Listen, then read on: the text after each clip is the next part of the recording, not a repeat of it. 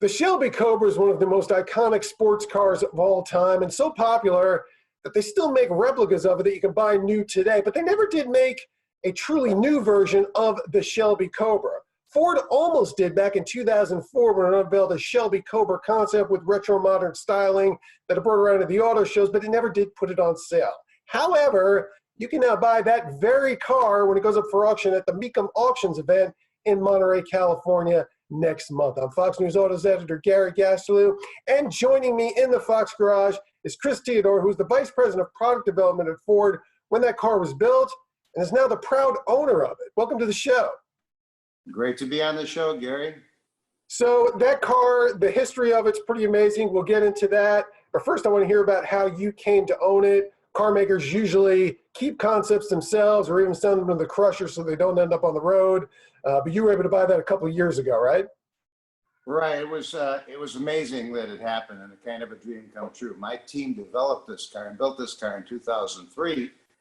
And all of a sudden I read on the web about 4 years ago that Ford is putting the Cobra Concept up for auction in Greensboro, North Carolina. And I said, Ford never sells concept cars, especially one that's running and developed as a prototype.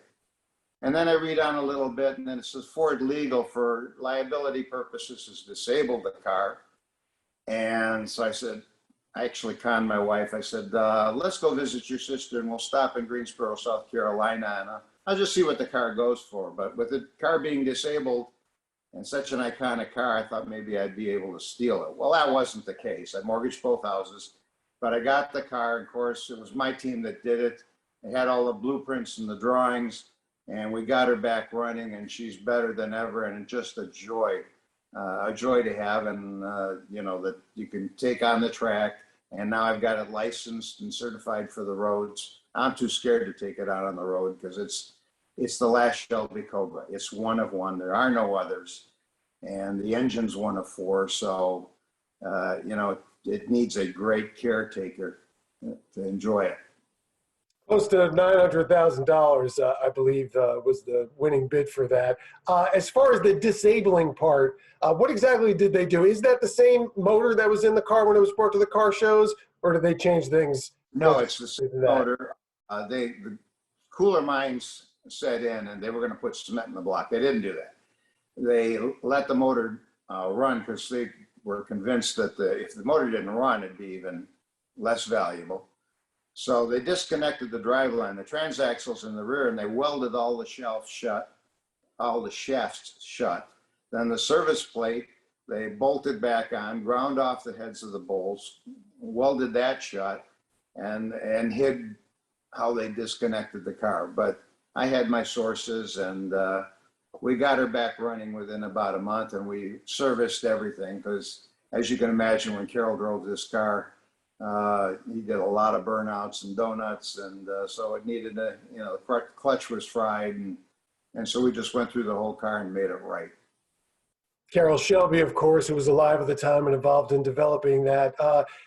When that came out, I remember seeing it at the car shows. That was at a time when Ford was doing a lot of these heritage retro designs. That was on the stand with the Ford Bronco concept back then, as well as the Ford GT, which did go into production and was a surprise hit, $140,000 supercar. You ended up selling about 4,000 of those over the years, which was far more, I think, than you expected to when you developed it. Why didn't the Shelby make it in production? Was there just not room for two high-end sports cars in the Ford lineup back then, or was there something else to it? No, actually, the plan was that when we ceased production on the Ford GT in 2005, we would follow on with the Cobra Concept. And in fact, the Cobra Concept uses the Ford GT suspension, the Ford GT transaxle. So we were getting some economies of scale in the business too. Unfortunately, as time went on, we started to head into the recession, and the program never got approved. So that's why we built this more as a prototype than a concept car. I put my whole engineering team on it, and it should have gone into production. It would have been a lower price entry. The target price was going to be about $100,000, and it's just a shame it didn't happen. And there are a lot of people that still wonder why. In fact, Carol, before he passed away, he and I become good friends. We were talking about building a limited edition run of these with rolling chassis. And we had started to get funding to go do it, and then unfortunately he passed away. So the project never happened. We never built those units, and this is the one and only. You obviously work on a lot of projects that don't come to fruition in product development, but you're obviously a car guy. This one's pretty special. How much of a bummer was it to see this not come together? Well, yeah, I was grossly disappointed, to say the truth, because we did this, and then the year after we did the GR1. So we were going to have a lineup comparable to Ferrari, if you think about it, and it would have been fantastic. So it was a disappointment. On the other hand, getting the Ford GT in production was a childhood dream come true. Working on this car with Carol was the most fun I've ever had in my life. I mean, the whole team just loved working with Carol. And we worked on it from beginning to end, documented it on a TV show. And, you know, it's just great memories and great times. So I can't complain that it didn't get into production. I certainly would have liked that it had, but it wasn't to be. Retro styling, it's funny, it's kind of enduring as a styling concept. You know, Ford's got the new Bronco right now, of course, that has that sort of heritage design to it. What is it about the older cars that people want to see as new cars? Like, are there no new good designs these days? No, People still seem to go back to the old designs. no, that's not true. There are lots of great designers out there. There are lots of great designs, but breakthrough designs, if you really go back through automotive history, they only happen about once every decade. And there is something emotional, and we've done a lot of research back in my time into the theory of it. But when you're a teenager, you know, you're emotionally imprinted. So my imprint was seeing, you know, Carroll Shelby on the cover with a Ford GT, a Cobra, and a Mustang GT 350. So the idea is you're not trying to replicate the car. The designer's job is always to do something new. They want to reinvent, and that's what they should do, just like the engineers. But if you can capture the essence of what was once a great car, you're strengthening the brand, and you get that emotional connection with the customer.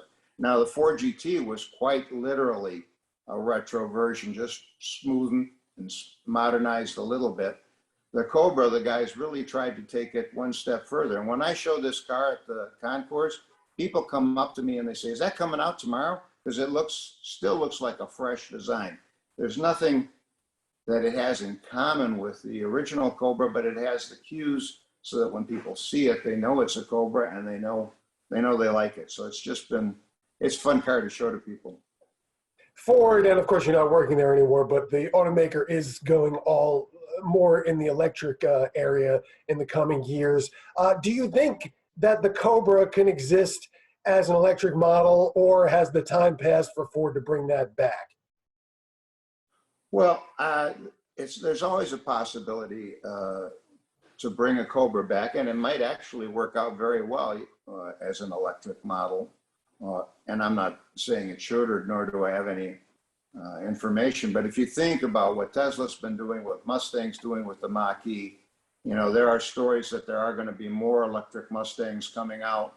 The performance potential is almost unlimited with these electric vehicles. And why should we be against that? Because it just makes them more fun to drive.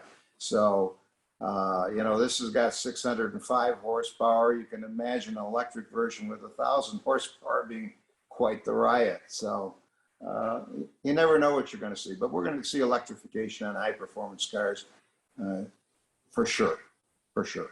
When you bought it, did you think you'd be selling it? And why are you letting it go now? Well, as I alluded a little bit, of course, I did take out a big mortgage, but also it's a lot of responsibility. I enjoy driving the car on the track. The big thing for me was I didn't want the car collecting dust in some museum being undrivable. The big thing for me is getting the car drivable. I had started writing a book because I was very close to Carroll Shelby. It gave me the reason to finish writing the book because I had an ending. I call it, kismet, that the car came back to me. Who would have thought that, you know? And I do drive it on the track gingerly, but it's one of one. It's irreplaceable. And I had other projects in the works with Carroll Shelby that are half finished. You know, I wish I could keep them all, but I can't do that. And it's a lot of responsibility. It's going to take somebody that, you know, the right person maybe has the first and the last Cobra to have a bookend collection that they can take out and drive and enjoy. All right, Chris Theodore, thanks for showing us the Cobra, telling us its history, and best of luck at the auction in Monterey. Thanks so much, Gary. Hopefully we'll see you out there and talk again. Should note that Mecum has an estimated value on that car, $1.5 to $2 million. If you want to find out how much it actually sells for, head on over to foxnewsautos.com.